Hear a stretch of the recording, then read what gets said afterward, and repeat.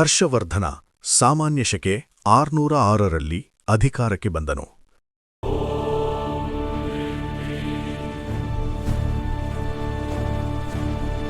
ಪ್ರಭಾಕರ ವರ್ಧನ ಮತ್ತು ಯಶೋಮತಿ ಇವನ ತಂದೆ ತಾಯಿಗಳು. ಇವನಿಗೆ ರಾಜವರ್ಧನ ಎಂಬ ಅಣ್ಣ ಮತ್ತು ರಾಜಶ್ರೀ ಎಂಬ ತಂಗಿಯಿದ್ದರು.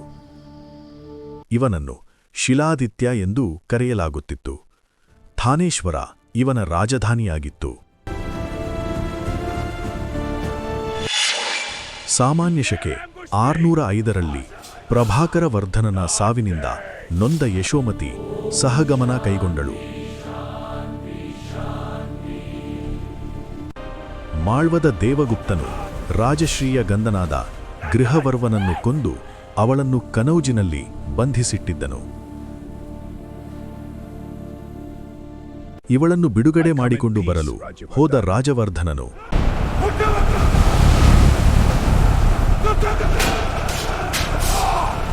ಗೌಡ ದೇಶದ ಶಶಾಂಕನಿಂದ ಹತ್ಯೆಗೀಡಾದನು. ಇಂತಹ ದುಃಖದ ಪರಿಸ್ಥಿತಿಯಲ್ಲಿ ಹರ್ಷವರ್ಧನ ಅಧಿಕಾರಕ್ಕೆ ಬಂದನು. ರಾಜಶ್ರೀಯ ಬಿಡುಗಡೆ ಮತ್ತು ಶಶಾಂಕನ ಮೇಲೆ ಸೇಡು ತೀರಿಸಿಕೊಳ್ಳುವುದು ಇವನ ಮುಖ್ಯ ಉದ್ದೇಶವಾಗಿತ್ತು. ಸಾಧನೆಗಳು. ಬಂಧನದಲ್ಲಿದ್ದ ರಾಜಶ್ರೀ ತಪ್ಪಿಸಿಕೊಂಡು ವಿಂಧ್ಯ ಪರ್ವತಗಳ ಕಡೆಗೆ ಹೋಗಿದ್ದಳು. ಈ ವಿಷಯ ಅರಿತುಕೊಂಡ ಹರ್ಷವರ್ಧನ ರಾಜಶ್ರೀಯನ್ನು ತುಂಬಾ ಕಷ್ಟಪಟ್ಟು ಹುಡುಕಿದನು ಮತ್ತು ಅವಳು ಅಗ್ನಿಪ್ರವೇಶಕ್ಕೆ ಮುಂದಾದುದನ್ನು ತಡೆದನು. ನಂತರ ಕನೌಜನ್ನು ತನ್ನ ಸಾಮ್ರಾಜ್ಯದಲ್ಲಿ ವಿಲೀನಗೊಳಿಸಿಕೊಂಡು ಅದನ್ನು ತನ್ನ ಎರಡನೇ ರಾಜಧಾನಿಯನ್ನಾಗಿ ಮಾಡಿಕೊಂಡನು. Kannauj is now the second capital of the empire. Harshvardhan ಕಾಮರೂಪ ಅಂದರೆ ಅಸ್ಸಾಂನ ಭಾಸ್ಕರವರ್ಮನ ಜೊತೆಗೂಡಿ ಗೌಡ ದೇಶದ ಶಶಾಂಕನನ್ನು ಸೋಲಿಸಿ ಸೇಡು ತೀರಿಸಿಕೊಂಡನು.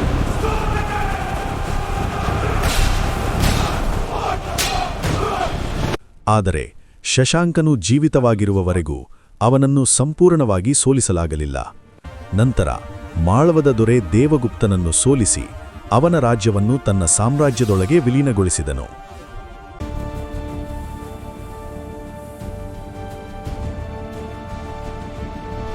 ಸಾಮಾನ್ಯ ಶಕೆ 612ರ ವೇಳೆಗೆ ಪಂಜಾಬಿನ ಪಂಚಸಿಂಧುಗಳ ಮೇಲೆ ಸಂಪೂರ್ಣ ಹಿಡಿತ ಸಾಧಿಸಿದನು. ಕನೌಜ್, ಬಿಹಾರ, ಒರಿಸ್ಸಾ ಮೊದಲಾದ ಪ್ರದೇಶಗಳನ್ನು ತನ್ನ ಸಾಮ್ರಾಜ್ಯದೊಳಗೆ ಸೇರಿಸಿಕೊಂಡನು. ವಲ್ಲಭಿಯ ಎರಡನೇ ಧ್ರುವಸೇನನನ್ನು ಸೋಲಿಸಿದನು. ನಂತರ ಅವನಿಗೆ ತನ್ನ ಮಗಳನ್ನು ಮದುವೆ ಮಾಡಿಕೊಡುವ ಮೂಲಕ ಉತ್ತಮ ಸಂಬಂಧ ಏರ್ಪಡಿಸಿಕೊಂಡನು.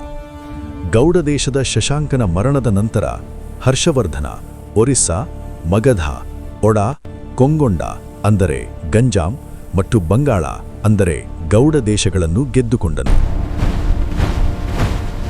ನಂತರ ನೇಪಾಳದ ದೊರೆಯನ್ನು ಸೋಲಿಸಿ ಅವನಿಂದ ಕಪ್ಪಕಾಣಿಕೆಗಳನ್ನು ಪಡೆದನು. ಇವನು ಉತ್ತರ ಭಾರತದ ರಾಜ್ಯಗಳನ್ನು ಗೆದ್ದು ತನ್ನ ಆಧಿಪತ್ಯವನ್ನು ಸ್ಥಾಪಿಸಿದನು. ಈ ಸಾಧನೆಯ ಸಂಕೇತವಾಗಿ ಉತ್ತರಪಥೇಶ್ವರನೆಂದು ಬಿರುದಾಂಕಿತಗೊಂಡನು. ಇಮ್ಮಡಿ ಪುಲಿಕೇಶಿಯೊಡನೆ ಕಾಳಗ.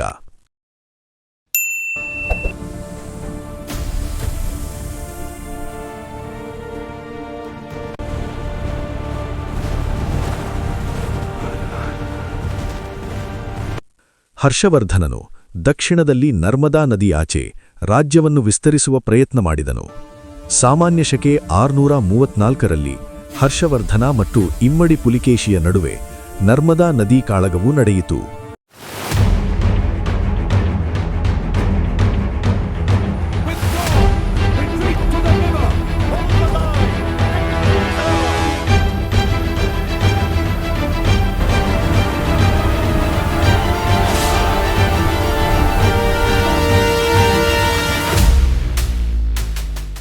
ಈ ಯುದ್ಧದಲ್ಲಿ ಹರ್ಷವರ್ಧನ ಸೋಲುಂಡನು.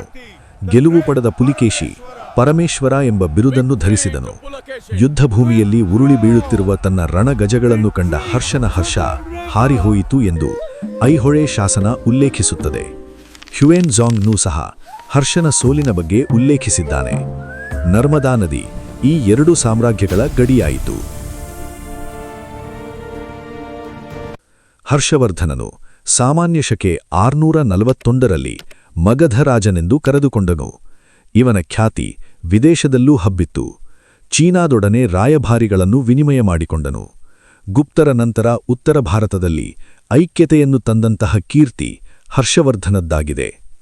ಇವನ ಸಾಮ್ರಾಜ್ಯ ಪಶ್ಚಿಮದಲ್ಲಿ ಪಂಜಾಬಿನಿಂದ, ಪೂರ್ವದಲ್ಲಿ ಬಂಗಾಳ ಮತ್ತು ಒರಿಸ್ಸಾ, ಉತ್ತರದಲ್ಲಿ ಹಿಮಾಲಯದಿಂದ ದಕ್ಷಿಣದಲ್ಲಿ ನರ್ಮದಾ ನದಿಯವರೆಗೆ ವಿಸ್ತಾರವಾಗಿತ್ತು. ಕನೌಜಿನ ಧಾರ್ಮಿಕ ಮಹಾಸಭೆ ಸಾಮಾನ್ಯ ಶಕೆ 643. ಹರ್ಷವರ್ಧನ ಧಾರ್ಮಿಕ ಚರ್ಚೆ ಮತ್ತು ಹ್ಯುಯೆನ್ಜಾಂಗ್ನನ್ನು ಸತ್ಕರಿಸಲು ಕನೌಜಿನಲ್ಲಿ ಬೃಹತ್ ಬೌದ್ಧ ಮಹಾಸಭೆಯನ್ನು ನಡೆಸಿದನು. ಈ ಮಹಾಸಭೆಯ ಅಧ್ಯಕ್ಷತೆಯನ್ನು ಹ್ಯುಯೆನ್ಜಾಂಗ್ನು ವಹಿಸಿದ್ದನು. ಪ್ರಯಾಗ ಅಂದರೆ ಅಲಹಾಬಾದ್ ಬೌದ್ಧ ಮಹಾಸಮ್ಮೇಳನ ಸಾಮಾನ್ಯ ಶಕೆ 643. ಹರ್ಷವರ್ಧನನು 5 ವರ್ಷಕ್ಕೊಮ್ಮೆ ಬರುವ ಮಹಾಮೋಕ್ಷ ಪರಿಷತ್ ಎಂದು ಕರೆಯಲ್ಪಡುವ ಸಮ್ಮೇಳನವನ್ನು ಪ್ರಯಾಗದಲ್ಲಿ ಏರ್ಪಡಿಸಿದನು. ಇವನು ಸಂಸ್ಕೃತದಲ್ಲಿ ರತ್ನಾವಲಿ, ಪ್ರಿಯದರ್ಶಿಕ ಮತ್ತು ನಾಗನಂದ ಎಂಬ ನಾಟಕಗಳನ್ನು ಬರೆದನು.